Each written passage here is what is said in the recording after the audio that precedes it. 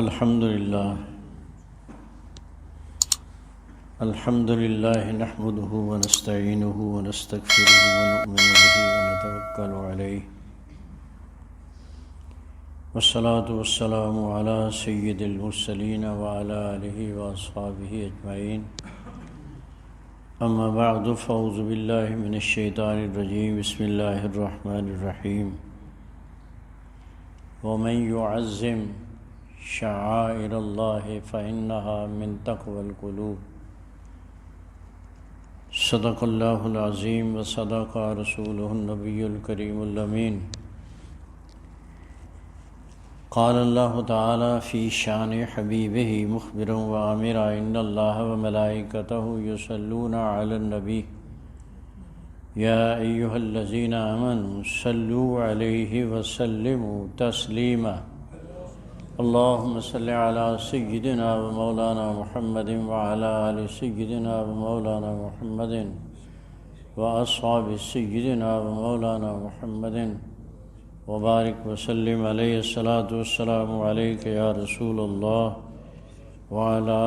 آلك وأصحابك يا سيدي يا حبيب الله۔ میرے قابل صد احترام بزرگوں، عزیزوں، دوستوں، قرآن مجید فرقان حمید کی آیہ مبارکہ جسے تلاوت کیا گیا ارشاد ربانی ہے وَمَن يُعَظِّمْ شَعَائِرَ اللَّهِ فَإِنَّهَا مِن تَقْوَى الْقُلُوبِ، اور اس کا مفہوم یہ ہے کہ جو شخص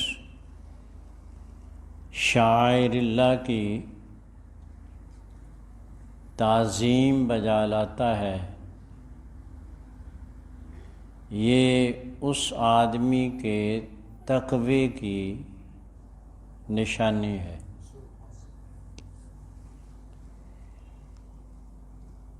آیہ مبارکہ میں چند امور قابل توجہ ہیں۔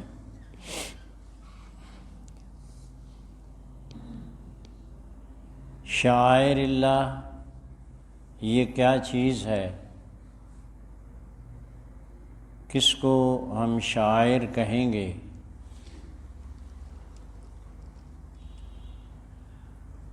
اور اس کی تعظیم کس طرح سے ہوگی؟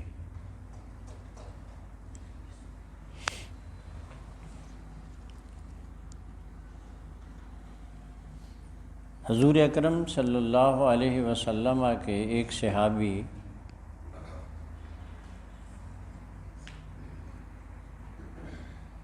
حج کے لیے جا رہے تھے،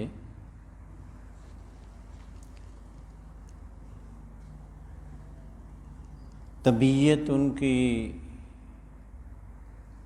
ناساز تھی، ہدی جو جانور حجاج کرام جو یہاں سے اپنے گھروں سے حج تمتع یا حج قران ادا کرنے کے لیے جاتے ہیں، ان کے لیے لازم ہوتا ہے کہ وہ وہاں جا کر کوئی جانور ذبح کریں۔ فمن تمتع بالعمرۃ فما استیسر من الہدی، حاجی متمتع پہ بھی اور حاجی قران پہ بھی جو ایک سفر میں حج اور عمرہ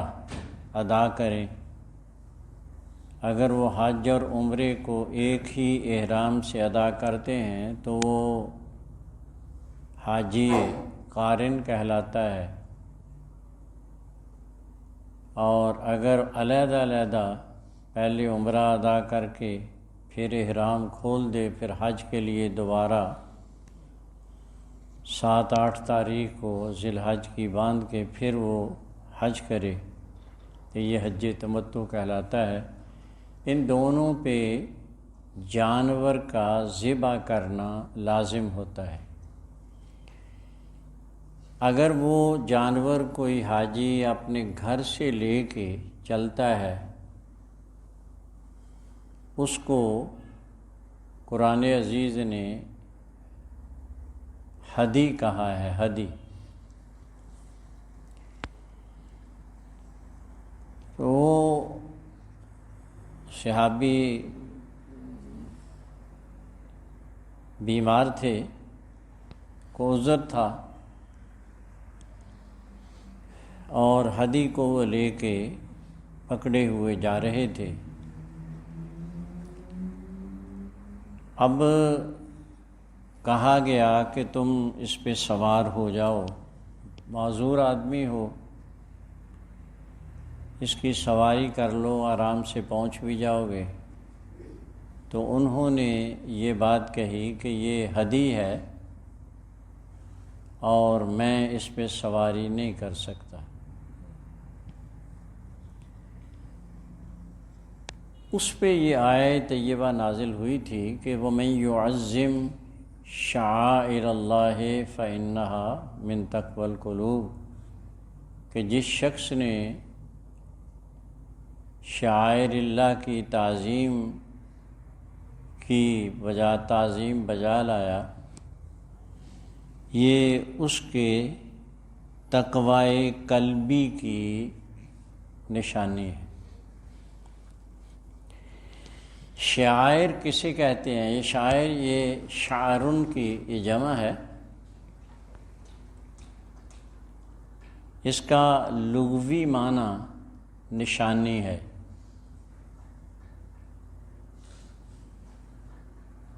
اور شرعی اصطلاح میں شاعر اللہ ہر وہ شے، ہر وہ جانور، ہر وہ وقت، ہر وہ جگہ، ہر وہ محل جو کسی نیک بندے کی طرف منسوب ہو، کسی عظیم ہستی کی طرف منسوب ہو، اس کو شعائر اللہ کہتے ہیں۔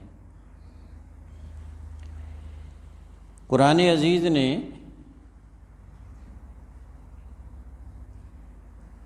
صفا مروہ کو شعائر اللہ قرار دیا ہے،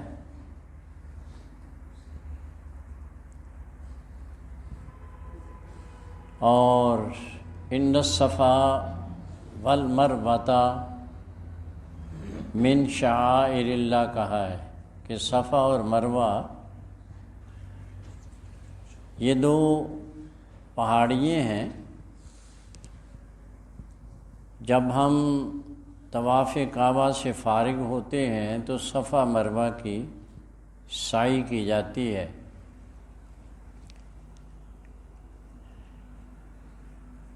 اس کو رب کریم جل مجدہ نے شعائر اللہ کہا ہے، اور یہ اس لیے شاعر کہا ہے کہ حضرت سیدہ ہاجرہ، حضرت سیدنا اسماعیل علیہ السلام کی والدہ محترمہ، ہماری اماں جان، آقا دو عالم صلی اللہ علیہ وسلم کا نسب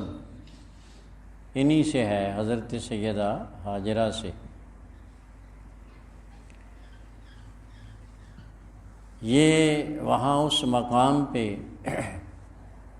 اس وقت حضرت اسماعیل جو ابھی گود میں تھے، اور خلیل اللہ علیہ السلام نے یہاں چھوڑ گئے تھے، تھوڑا سا پانی بھی دیا اور کچھ کھجوریں ساتھ۔ جب وہ پانی اور کھجوریں اختتام پذیر ہوئیں، پیاس کی شدت محسوس ہوئی، اور حضرت اسماعیل علیہ السلام پیاس کی شدت میں رو رہے تھے، ایڑیاں رگڑ رہے تھے، تو سیدہ ہاجرہ پانی کی تلاش میں، یہ بیت اللہ کے چونکہ قریب ترین پہاڑیاں تھیں دونوں، تو پہلے آپ صفا پہ تشریف لے گئیں، اس کے اوپر چڑھ کر چاروں طرف دیکھا کہیں پانی کا نشان مل جائے، اور پھر جب نہ ملا تو مروہ پہ چلی گئیں، وہاں بھی دیکھا۔ اس طرح سے آپ نے صفا مروہ پہ 7 چکر کاٹے۔ اب یہ پہاڑیاں ہیں، کوئی بلند و بالا نہیں کہ ہم کہیں کیٹو کی چوٹی اس لیے دنیا میں مشہور ہے کہ بلند و بالا ہے، لوگ اسے سر کرنے کے لیے آتے ہیں، لیکن اپنی بلندی کے باوجود بھی کوئی پہاڑ نہ صفا کی عظمت کو پہنچ سکتا ہے اور نہ مروہ کی عظمت کو پا سکتا ہے۔ جو شرف اللہ عز و جل نے ان 2 پہاڑیوں کو عطا کیا ہے وہ کسی اور کا ہے نہیں۔ ایک وقت تھا سیدہ حاجرہ رضی اللہ تعالیٰ عنہ تو پانی کی جستجو میں آپ نے 7 چکر کاٹے تھے، اور 7ویں چکر پہ جب آپ مروہ پہ تشریف فرما تھیں تو حضرت اسماعیل علیہ السلام جہاں لٹائے گئے تھے اور ایڑیاں رگڑ رہے تھے، وہاں کوئی چمکتی ہوئی شے پائی تو آپ بھاگی ہوئی آئیں اور دیکھا کہ وہاں پانی کا ایک چشمہ پھوٹا ہوا تھا، اور آپ نے اس کے گرد ایک منڈیر بنا دی تھی اور زمزم کا لفظ بھی استعمال کیا تھا کہ رک جا۔ یہ عبرانی لفظ ہے اور اس کا معنی ہے رک جا رک جا، اور حضور فرماتے ہیں کہ اگر حضرت سیدہ حاجرہ رضی اللہ تعالیٰ عنہ زمزم کا لفظ نہ کہتی تو وہ پانی پورے علاقے میں پھیل جاتا۔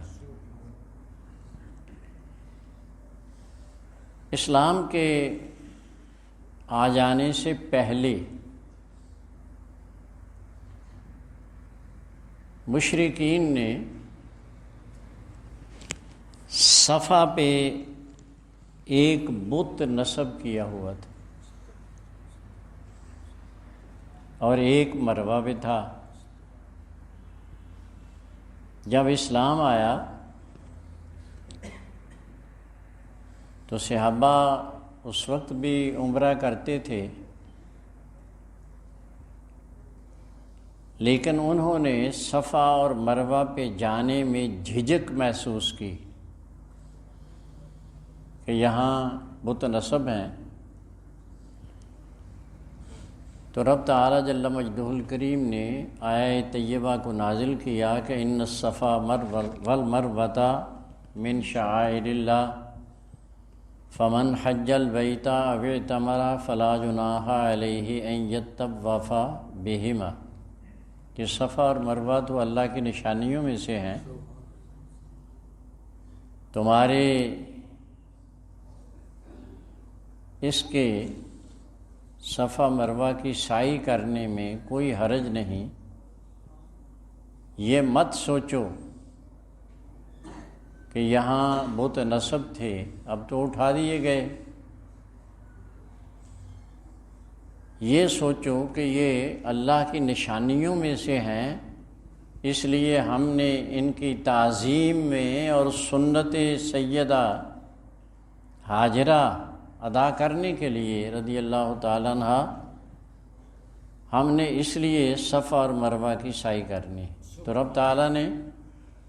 صفا مروہ کو شعائر اللہ سے اس لیے قرار دیا کہ یہ حضرت حاجرہ رضی اللہ تعالیٰ عنہ کی طرف منسوب ہیں۔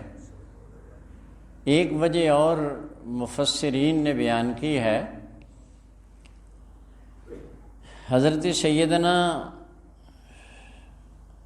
آدم علیہ السلام اور سیدہ حوا کو رب تعالیٰ نے ان کے حضرت آدم علیہ السلام کے بنائے جانے اور حضرت سیدہ حوا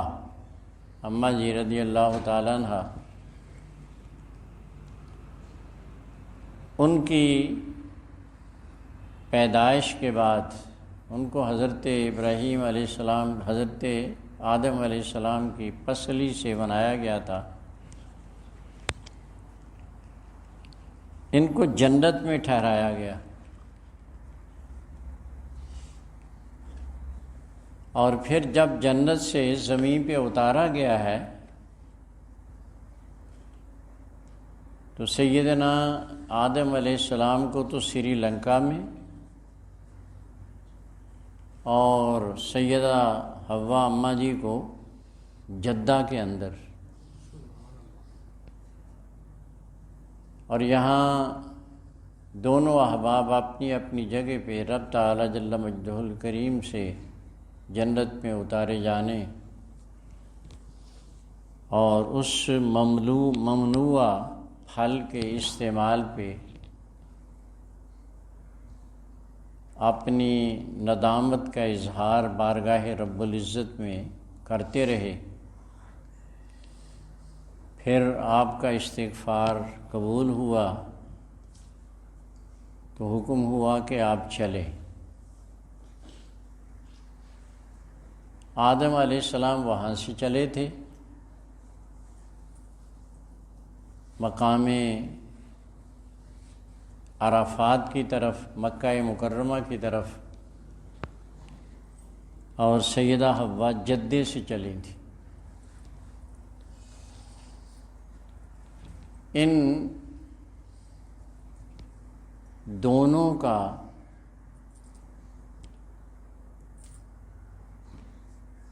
جب یہاں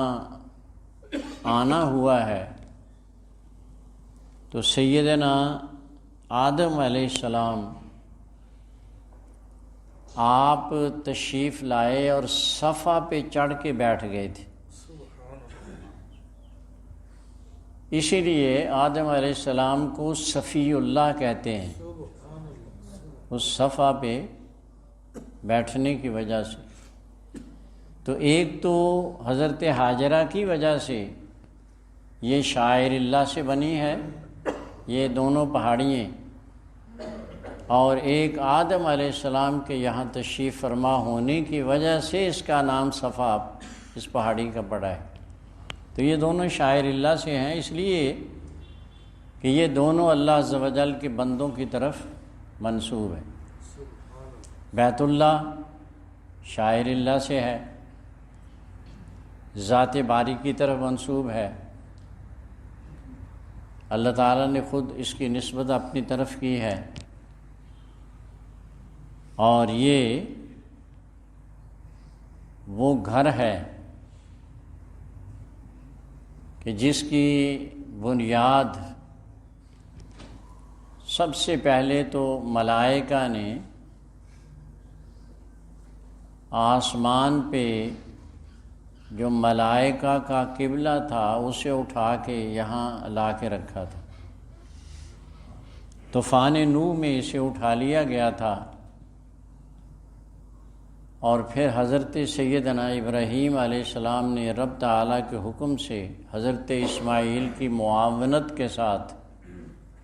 اس گھر کی دیواریں بنائی تھی۔ وَإِذْ يَرْفَعُ إِبْرَاهِيمُ الْقَوَاعِدَ مِنَ الْبَيْتِ وَإِسْمَاعِيلُ،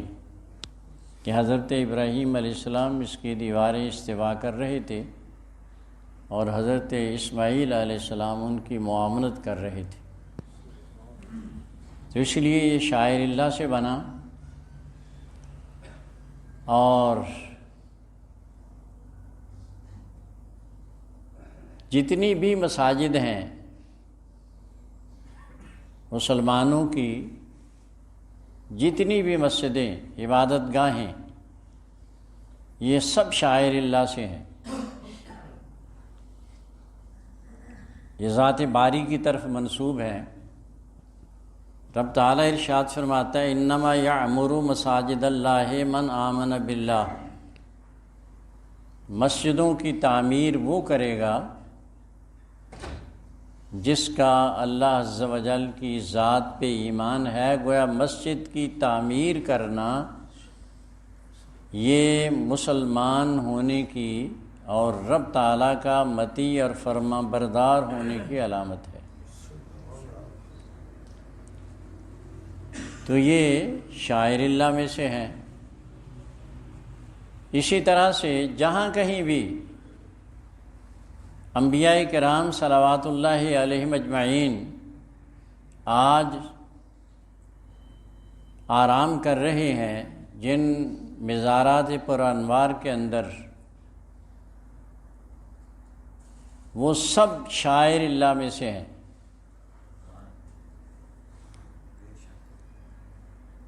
یہ بات اپنے پیش نظر رکھیں کہ سبھی انبیاء کرام صلوات اللہ علیہم اجمعین اپنی ظاہری زندگی کے بعد بھی اپنی قبروں کے اندر زندہ ہیں، نمازیں ادا کرتے ہیں، ذکر الہی میں مصروف رہتے ہیں، اور ان کا کہیں بھی آنا جانا جہاں وہ چاہتے ہیں، جہاں رب کریم جل مجدہ کی منشا ہوتی ہے وہاں وہ جاتے بھی ہیں، آتے بھی ہیں۔ حضور اکرم صلی اللہ علیہ وسلم سے پوچھا گیا تھا، حضور آج آپ ہم میں موجود ہیں، سامنے ہوتے ہیں، درود گرامی ہم آپ پہ بھیجتے ہیں، جب ہم آپ کے پاس، آپ ہمارے پاس نہیں ہوں گے، یا وہ لوگ جو یہاں سے دور و دراز ہیں وہ آپ پہ درود گرامی بھیجیں گے، تو آج تو ہمارے درود گرامی کو آپ سنتے ہیں، کیا اس وقت بھی اسی کیفیت میں ہم درود بھیج سکتے ہیں؟ تو آقا دو عالم صلی اللہ علیہ وسلم نے ارشاد فرمایا تھا اس وقت، حرم اللہ علی الارض ان تاکل اجساد الانبیاء، انبیاء اللہ حی فی قبورہم یرزق۔ اللہ تعالیٰ نے زمین پہ حرام کر دیا ہے کہ وہ انبیاء کرام کو کہ اجساد عالیہ کو نقصان اور گزند پہنچائیں۔ اللہ تعالیٰ کے نبی قبروں میں زندہ ہیں اور رب تعالیٰ انہیں رزق عطا کرتا ہے۔ آپ حدیث معراج کو بخاری شریف میں پڑھ کے دیکھ لیں تو اس میں سرکار فرماتے ہیں کہ جب میں بیت المقدس کے پاس سے گزرا ہوں، وہاں پہنچنے سے پہلے کسیب احمر کے پاس، وہ سرخ ٹیلے کے پاس، تو رأیت موسیٰ یصلی فی قبرہ، میں نے موسیٰ علیہ السلام کو دیکھا کہ وہ اپنی قبر میں نماز پڑھ رہے تھے۔ اور پھر حضور اکرم صلی اللہ علیہ وسلم نے یہ بات بھی ارشاد فرمائی کہ انی لاسمع صلاۃ اہل محبتی، جو محبت سے مجھ پہ درود پڑھتے ہیں میں ان کے درود کو خود سنتا ہوں۔ جو دوسرے پڑھتے ہیں ایسے بغیر توجہ کے وہ درود مجھ تک پہنچایا جاتا ہے کہ یا رسول، ملائکہ کہتے ہیں یا رسول اللہ صلی اللہ علیہ، فلاں آدمی نے جو فلاں کا بیٹا ہے آپ پر یہ درود گرامی پڑھا ہے۔ اب یہ کو کم شرف کی بات ہے کہ کسی آدمی کا تذکرہ بارگاہ مصطفی میں ہو اور اس طرح سے ہو کہ حضور یہ فلاں آدمی جو فلاں کا بیٹا ہے اس نے درود گرامی بھیجا ہے۔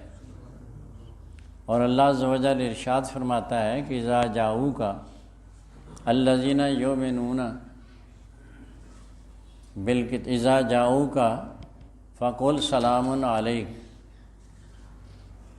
فقل سلام علیکم، جب کوئی شخص کہیں بھی، کہیں کا رہنے والا آپ کے پاس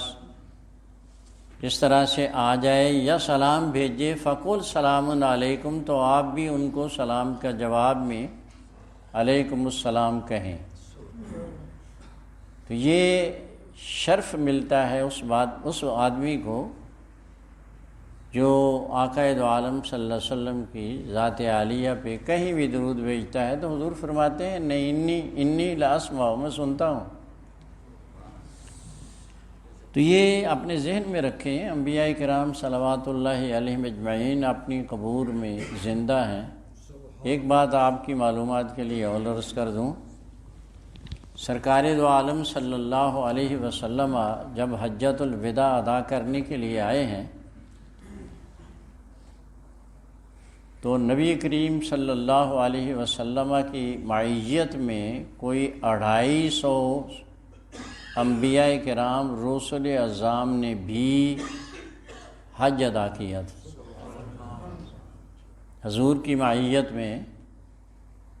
وہ ساتھ آئے تھے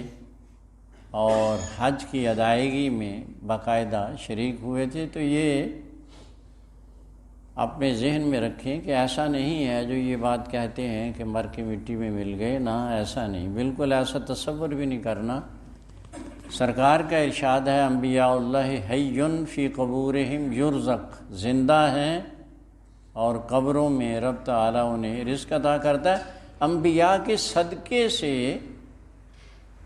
منصب شہادت جنہیں نصیب ہوتا ہے، منصب شہادت ملتا ہے، رب تعالیٰ ان کے بارے میں فرماتا ہے لا تقولوا لمن یقتل فی سبیل اللہ اموات، انہیں مردہ نہ کہو، بلکہ دوسری جگہ کہا کہ لا تحسبن الذین قتلوا فی سبیل اللہ امواتا، جو اللہ کی راہ میں شہادت پاتے ہیں انہیں کبھی مردہ تصور بھی نہ کرنا۔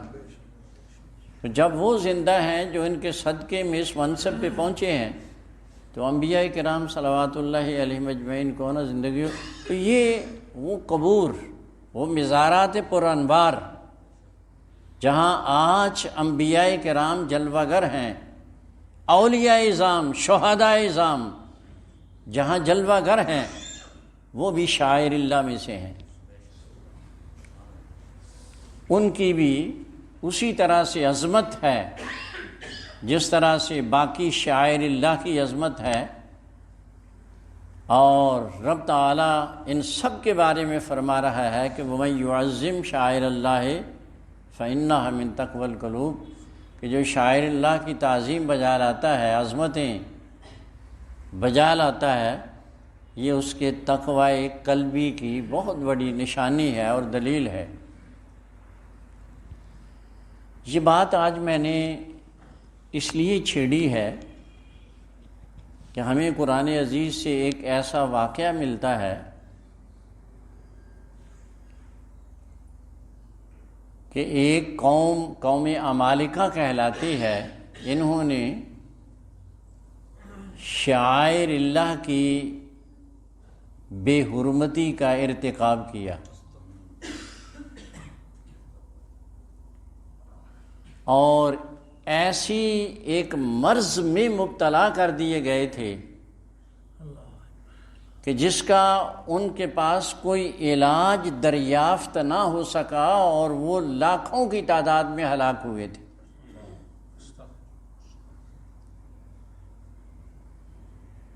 اور یہ بات قرآن عزیز سے میں آپ کے لیے پہلے عرض کر دوں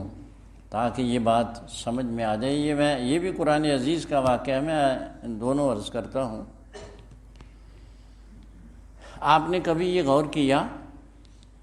شیطان مردود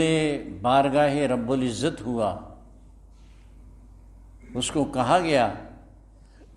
اخرج فإنک رجیم وإن علیک اللعنۃ الی یوم الدین، کہ نکل جا، تو مردود ہے اور تجھ پہ ہمیشہ کے لیے میری لعنت ہو۔ یہ رب تعالیٰ کا ارشاد ہے، وعلیک اللعنۃ الی یوم الدین، قیامت تک کے لیے۔ شیطان اس کو راندہ درگاہ کیوں کیا گیا؟ اس کی جو بنیادی وجہ تھی یہ نہیں تھا کہ شیطان عبادت گزار نہیں تھا، وہ تو معلم الملکوت کہلاتا تھا، بارگاہ رب العزت میں اس وقت سجدہ ریزیاں کرتا تھا، سب کچھ کرتا تھا۔ وجہ یہ بنی تھی کہ رب تعالیٰ جل مجدہ الکریم نے جب یہ بات کہی تھی کہ اسجدوا لآدم، آدم علیہ السلام کو سجدہ کرو،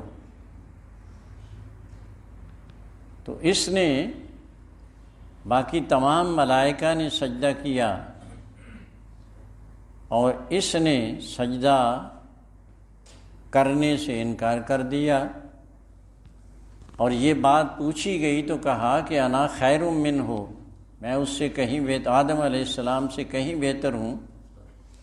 خلقتنی من نار و خلقتہ من طین، آدم علیہ السلام کو مولا کریم تو نے مٹی سے بنایا اور مجھے آگ سے بنایا، آگ کا کام بلندی کی طرف جانا، مٹی پھینکو تو پستی کی طرف جاتی ہے، تو ایک اعلیٰ ادنا کو سجدہ کیسے کر دے؟ تو رب کریم جل مجدہ نے ارشاد فرمایا تھا وَمَا لَكَ أَلَّا تَسْجُدَ لِمَا خَلَقْتُ بِيَدَيَّ، جسے میں نے اپنے ہاتھ سے بنایا ہے، جسے میں نے اپنے ہاتھ سے بنایا، تو نے اس کو سجدے سے انکار کر دیا، اخرج فإنک رجیم، چلا جا تو مرجوم ہے، لعنتی ہے۔ اللہ تعالیٰ ارشاد فرماتا ہے قیامت تک کے لیے لعنت۔ گویا ابلیس کے راندہ درگاہوں نے اس کو نکال دیے جانے اور قیامت تک کے لیے مردود قرار دیے جانے کی جو ایک وجہ بنی ہے وہ شعائر اللہ کی تعظیم نہ کرنا ہے۔ سیدنا موسیٰ کلیم اللہ علیہ السلام کے یہ جو سورہ قصص کے اندر آیہ طیبہ آتی ہے کہ سیدنا موسیٰ علیہ السلام جب شعیب علیہ السلام کے پاس سے واپس پلٹے مصر جانے کے لیے، اہلیہ ساتھ تھی، بچہ بھی ساتھ تھا، رات کی تاریکی تھی، آپ کوہ طور پہ رب تعالیٰ کی بارگاہ میں بھی پہنچے تھے۔ اس واقعے کے بعد اس وقت تو نبوت عطا ہوئی تھی اور آپ نے اعلان نبوت کیا تھا، فرعون کی طرف آئے۔ اس کے بعد جب دوسری ملاقات کے لیے سیدنا موسیٰ علیہ السلام کوہ طور پہ رب تعالیٰ کی ملاقات کے لیے جا رہے تھے تو راستے میں شیطان ملا، کہنے لگا میری ایک التجا ہے۔ موسیٰ علیہ السلام فرمانے لگے بتاؤ کیا ہے؟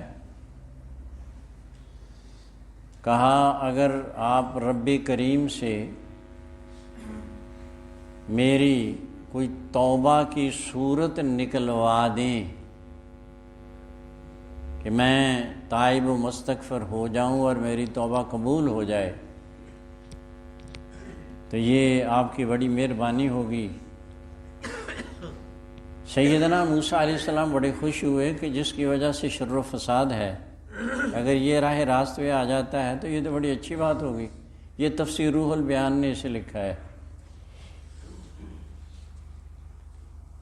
سیدنا موسیٰ علیہ السلام بارگاہ رب العزت میں پہنچے اور وہ سارا واقعہ پیش آیا۔ اس کے بعد یہ ابلیس کا یہ جو پیغام تھا یہ رب کریم کی بارگاہ میں موسیٰ علیہ السلام نے پیش کیا تو رب کریم نے ارشاد فرمایا کہ ٹھیک ہے ہم معاف کر دیتے ہیں، لیکن ایک شرط ہے کہ آج بھی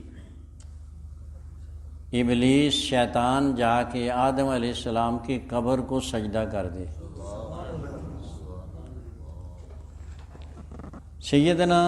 موسیٰ علیہ السلام جب واپس آئے راستے میں پھر اس سے ملاقات ہوئی تو کہا تیرا کام بن گیا بھائی، اور سارا یہ واقعہ سنایا کہ اگر تو آدم علیہ السلام کی قبر کو جا کے سجدہ کر لے تو یہ تیری خطا درگزر ہو سکتی ہے۔ تو وہ کہنے لگا جب میں نے زندہ تھے تو سجدہ نہیں کیا، اب ان کی قبر کو میں سجدہ کروں یہ تو کبھی ہو ہی نہیں سکتا۔ تو یہ درس کی ایک بات ہے، سمجھ کی بات ہے اور سوچنے کی بات ہے کہ سیدنا آدم علیہ السلام اس کو جب سجدہ نہیں کیا گیا اور وہ شیطان مردود ٹھہرا، اس کی بنیادی وجہ جو تھی وہ یہ تھی، آدم علیہ السلام شاعر اللہ میں سے اس لیے قرار پائے تھے کہ قرآن عزیز کہہ رہا ہے کہ لما خلقت بیدیہ، اسے تو نے سجدہ نہیں کیا جسے میں نے اپنے ہاتھ سے بنایا ہے۔ تو وہ شاعر اللہ میں سے تھے، اور شاعر اللہ کی تعظیم نہ کرنے کی وجہ سے اللہ عز و جل نے انہیں راندہ درگاہ ٹھہرا دیا، مردود ٹھہرا۔ تو یہ بات اپنے پیش نظر رکھیں کہ قرآن عزیز نے تعظیم شعائر اللہ بجا لانے والوں کو یہ خوشخبری دی، فَإِنَّهَا مِن تَقْوَى الْقُلُوبِ، کہ اگر تقوی قلبی حاصل کرنا چاہتے ہو، متقی بننا چاہتے ہو، رب تعالیٰ کی بارگاہ میں تمہارا نام متقیوں کی فہرست میں آ جائے، یہ چاہتے ہو، تو اس کا ایک آسان طریقہ کار یہ ہے کہ اللہ عز و جل کے جو شاعر نشانیاں ہیں اس کی تعظیم بجا لاؤ۔ اب میں آپ کے لیے وہ بات سنانے لگا تھا کہ شاعر اللہ کی بے حرمتی کی وجہ سے کچھ قومیں تباہ ہوئیں، قوم عمالقہ۔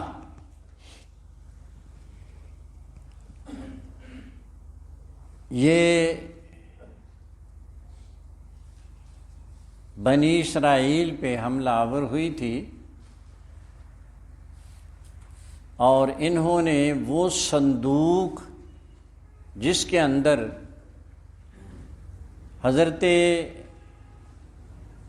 ہارون علیہ السلام اور حضرت موسیٰ علیہ السلام ان کے تبرکات تھے، حضرت موسیٰ علیہ السلام کے نالین اس میں تھے، حضرت ہارون علیہ السلام کا امامہ اس میں تھا، اور بھی انبیاء کرام کے کچھ تبرکات اس میں تھے۔ قوم عمالقہ اس صندوق کو اٹھا کے لے گئے تھے، وہ یہ سمجھے تھے کہ اس میں کوئی سونا ہوگا، کوئی زر و جواہرات ہوں گے جسے بڑی حفاظت کے ساتھ رکھا گیا ہے۔ لے گئے، جب انہیں کھولا تو اس میں تبرکات تھے، اس کی بے حرمتی کا ارتکاب کیا، تو رب تعالی جل مجدہ الکریم نے انہیں ایسی موذی مرض میں مبتلا کر دیا کہ اس میں وہ لاکھوں لوگ مر گئے۔ اب اطباء حضرات کی طرف جب رجوع کیا گیا تو وہ کہنے لگے کہ ہمیں تو اس کی علت کا کوئی پتہ نہیں چلتا کہ وجہ کیا ہے، یہ بیماری کیوں اس میں آپ میں پھیلی ہے، اس کا جرثومہ تو بڑی بات کی دریافت ہے۔ انہوں نے کہا کہ سوچ ساچ کے جو سمجھدار لوگ کچھ تھے بچے بچے، وہ کہنے لگے کہ لگتا ہے کہ یہ جو صندوق میں رکھی گئی چیزوں کی بے حرمتی تم نے کی ہے، یہ اس کا ثمرہ ہے، اس کو واپس رکھو، اور ایسے کرو کہ 2 بیل اس صندوق کے آگے لگاؤ اور اس کو ان کو ہانک دو تاکہ یہ کہیں لے جائیں اور دور لے جائیں، تاکہ تم اس سے بچ جاؤ۔ قرآن عزیز نے سورہ بقرہ کے اندر 2 پارے میں اس کا تذکرہ چھیڑا ہے کہ وہ صندوق پھر ملائکہ اسے بنی اسرائیل میں واپس لائے تھے، اور پھر اس کو جب دیکھا گیا تو انبیاء کرام کے اس میں تبرکات تھے، وہ تعظیم بجا لائے، اور یہی وجہ پھر جا کے پھر آگے فرعون سے بنی اسرائیل کے لیے نجات کا باعث بنی تھی، جس کا معنی یہ بنتا ہے کہ شاعر اللہ عز و جل کو ایسی محبوب چیزیں ہیں کہ ان کی تعظیم بجا لانے والے کو رب تعالیٰ عظمتیں عطا کرتا ہے، اور جو ان کی توہین کا مرتکب ہوتا ہے رب تعالیٰ انہیں بعض اوقات کسی ایسی بیماری میں مبتلا کر دیتا ہے جس کا کوئی علاج دریافت نہیں ہوتا۔ آج جب ہم دیکھتے ہیں تو بہت سے ایسے لوگ ہمیں نظر آتے ہیں جو شعائر اللہ کے بارے میں کوئی اچھا عقیدہ نہیں رکھتے، تعظیم بجا لانے کی بجائے انہیں ڈسٹروائے کرتے ہیں، اور شاید یہ کوئی اس کا ثمرہ ہے کہ ہم اس موذی مرض میں مبتلا نظر آتے ہیں جسے ہم کرونا وائرس کہہ رہے ہیں۔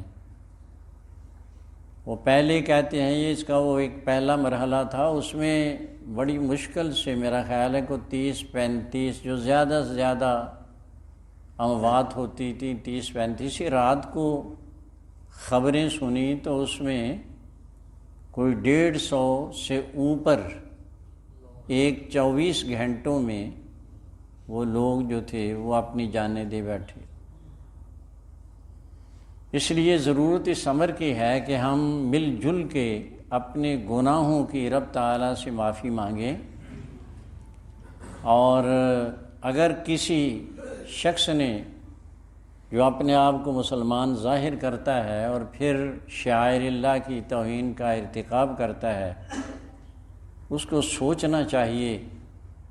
کہ اس 1 2 4 6 فردوں کی وجہ سے کہیں ایسا تو نہیں کہ یہ پوری ملت اسلامیہ بلکہ اس وقت پوری دنیا، اب وہ